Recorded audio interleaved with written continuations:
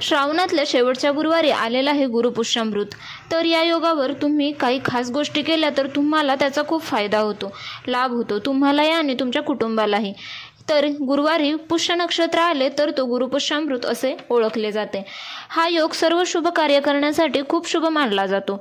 तर हा गुरुपुष्यामृत योग किती वाजल्यापासून किती वाजेपर्यंत आहे तर 21 तारखेला सकाळी 6:23 ते उत्तरात्री 12:08 या शुभ योगावर खास करून सोने खरेदी केले जाते। त्यामुळे घरात सुख समृद्धी येते। आपापल्या ऐपतीप्रमाणे प्रत्येकजण सोने खरेदी करण्याचा प्रयत्न करतो।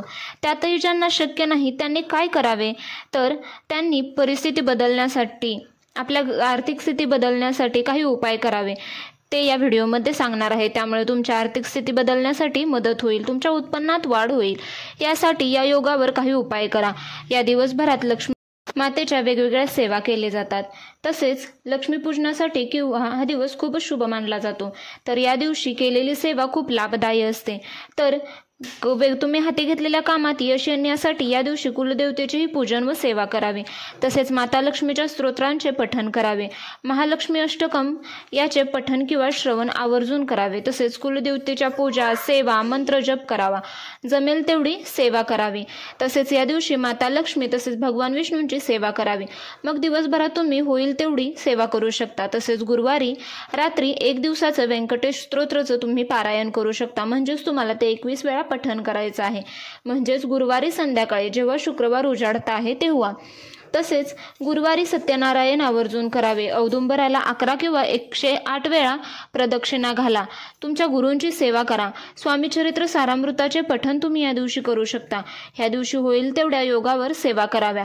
11 माळी स्वामी मंत्र जप करावा। दत्त गायत्री मंत्र म्हणावा। तसेच घोर कष्ट उद्धार स्तोत्र, तारक मंत्र, सेवा पठण करावे।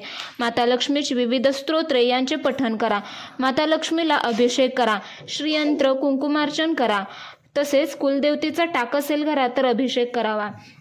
श्री सुक्तम पठण करावे। व्यंकटेश स्तोत्र पठण करावे। विष्णू गायत्री मंत्र, लक्ष्मी गायत्री मंत्र पठण करावे। तुम्हाला कोणत्या सेवा शक्य होतील त्या सेवा या दिवशी आवर्जून करा। तसेच या दिवशी पांढरी वस्तू खरेदी करा। ती धान्य असेल किंवा वस्तू कोणतीही, काहीही केले तरी चालेल। मग यामध्ये तुम्ही साखर, तांदूळ असे खरेदी केले तरीही चालेल। यामुळे तुमचा शुक्र ग्रह मजबूत होतो, आर्थिक अडचण दूर होते, आर्थिक स्थिती बदलते। त्यामुळे हे नक्की आवर्जून करा। तसेच विशेष गुंतवणुकीसाठी सुद्धा हा गुरुयोग शुभ मानला जातो। पुष्यामृत योग शुभ मानला जातो। या दिवशी सोने, जमीन, नवीन कार्य, व्यापार, घर खरेदी, वाहन खरेदी या दिवशी खूप शुभ मानले जाते।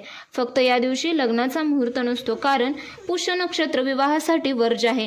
हे 27 नक्षत्रांपैकी एक आहे।